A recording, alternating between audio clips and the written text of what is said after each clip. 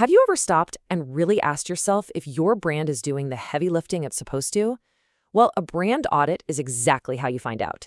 It's basically a deep dive into how your brand is creating value, and it's fantastic for uncovering opportunities you didn't even know were there, and, for flagging problems before they get too big. Think of it as a strategic health check for your brand. This right here, this is the fundamental question. It's the one that should be on every business leader's mind. Are all those branding efforts, all that time, all that money, actually creating tangible value? Or is it just noise? Every single piece of a brand audit is designed to get to the heart of this question. All right, so here's our roadmap. We're going to start with the big why. What is a brand's core purpose in the first place? From there, we'll get into the how with a solid framework for the audit itself. We'll look at auditing both your plans and how you actually execute them. And then the really important part, measuring the value you're creating for customers and for your own company. And to wrap it all up, we'll go over the golden rules for conducting an audit that actually works. So, before we jump into the mechanics of the audit, we really need to get on the same page about something fundamental. A brand is not just a logo or some creative campaign. It is a hard-nosed strategic asset, and its job is to contribute directly to the bottom line. This is it. This is the whole game. The only reason a brand exists from a business perspective is to influence how customers behave in a way that benefits the company. Every decision, from the color of your packaging to your tagline, has to be judged against this standard. Does it help move a customer to action? It's a simple idea, but you'd be surprised how often it gets lost. And here's how that journey from an idea to actual profit really works. It all starts with a plan, right? But a plan on its own is just a document. It's the actions you take, the implementation that bring it to life. And those actions, consistently repeated, are what slowly build an image in the customer's mind. If that image resonates, they start to perceive real value. And once they see value, that's when their behavior changes. They buy, they recommend, they stay loyal. And that is what ultimately generates value for the company. A brand audit really is your tool for checking the strength of every single link in this chain. Okay, so now let's get into the actual framework for this health checkup. This isn't just a random look around.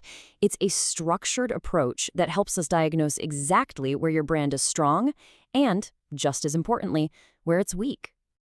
So here's the formal definition. And, the most important words here are uncovering opportunities and recommending actions. This isn't an academic exercise just to point out what's wrong. The entire point of an audit is to be forward-looking, to find paths to better performance.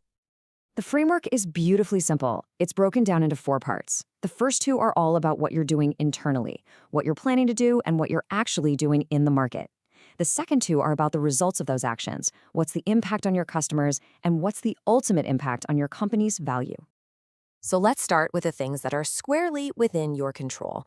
A world-class brand starts with a world-class plan, but we all know that even the best plan in the world is completely useless if the execution is clumsy. So, how do you audit your own actions? Think of your brand plan as the architectural blueprint for a building. The planning audit is like bringing in a master architect to review those blueprints before you ever break ground. Are the goals clear? Is the strategy sound? Do the tactics actually support the strategy? It's all about checking for structural flaws in your thinking that could cause major problems down the line. And this is a really critical distinction to make. There's the plan, and then there's what actually happens. You have to audit both. The implementation plan audit asks, is our plan even feasible? Is it smart? Then the brand implementation audit looks at the real world and asks, did we actually do what we said we were going to do? A brilliant plan with poor execution is a failure. The implementation audit really gets into the nitty-gritty. Is your brand showing up in the world the way you intended? Are your brand identifiers, your logo, your colors consistent everywhere, from your website to your delivery trucks? Is your messaging and creative consistent across all channels? These details matter so much because consistency is what builds trust and recognition. All right, so we've looked inward at our plans and actions.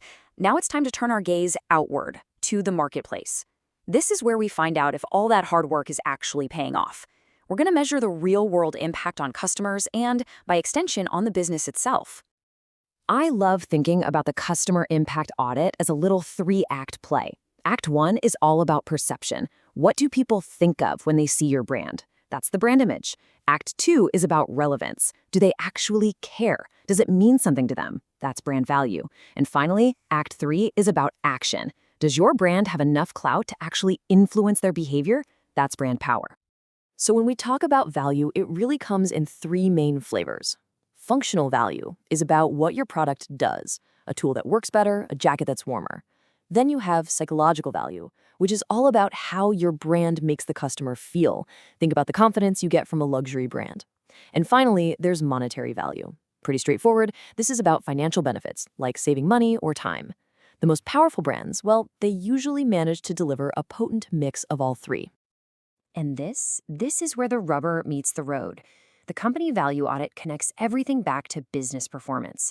It looks at monetary value, of course, the direct impact on sales, margins, and profit.